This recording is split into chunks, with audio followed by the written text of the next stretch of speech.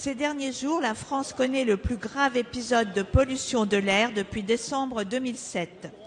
Des enfants souffrant de graves difficultés respiratoires doivent être conduits d'urgence à l'hôpital. Les adultes ne sont pas épargnés. Selon des informations récentes, 60% de nos concitoyens sont exposés à un air dégradé et 12 millions de Français habitent des zones où les concentrations de particules fines ont un impact direct sur la santé. On estime à 40 000 par an le nombre de décès prématurés dus à la pollution atmosphérique.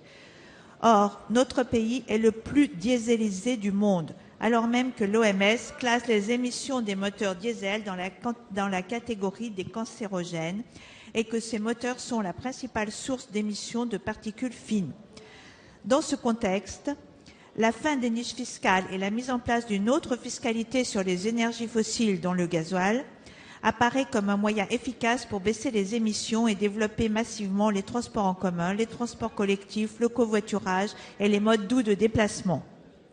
L'Union européenne a assigné la France devant la Cour européenne de justice pour non-respect des normes européennes de qualité de l'air. Notre pays n'a pas instauré de zone de protection de l'atmosphère alors que 200 villes européennes l'ont déjà fait. La Commission européenne présentera aujourd'hui même une révision de sa législation sur la qualité de l'air.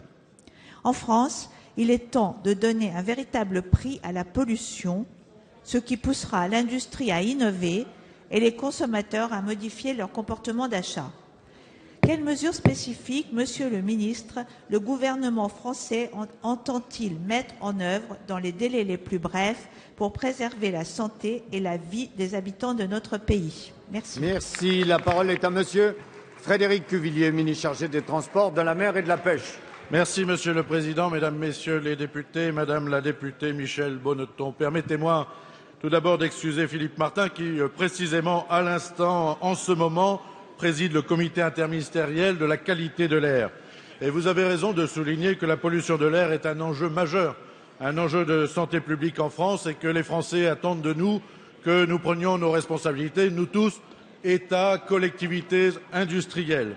Nous assistons en effet chaque année, malheureusement, à plus de 40 000 décès prématurés du fait même des particules fines sur la santé. Quand nous sommes arrivés au gouvernement, sur 36 plans de protection de l'atmosphère qui devaient être pris dans le cadre de la loi Lepage de 1996, seul un avait été engagé. Et cela exposait la France à de lourdes responsabilités et condamnations de la part de la Commission européenne. Alors, le gouvernement a pris ses responsabilités. Nous avons mis un plan d'urgence pour la qualité de l'air en début d'année, de façon à mieux coordonner l'action publique en cas de pollution. Vous avez insisté sur la nécessité, ce que nous faisons, de développer une mobilité propre, de mieux réguler le flux des véhicules polluants dans les zones exposées. Ce plan d'urgence est décliné par des plans locaux de protection de l'atmosphère, des plans qui sont plus ambitieux, qui sont mieux concertés. Et fin 2013, ce sont plus de 10 plans qui auront été mis en œuvre, 26 auront été approuvés en 2014 et cela doit nous permettre de répondre aux enjeux réglementaires de pollution entre 2015 et 2020. Alors, cet après-midi même, Philippe Martin annoncera notamment l'extension du dispositif de circulation alternée au pic de pollution aux particules et fera le point sur le résultat du plan d'urgence annoncé. Vous le voyez, la politique de reconquête de la qualité de l'air est une résolution, une politique active, ambitieuse de la part du gouvernement.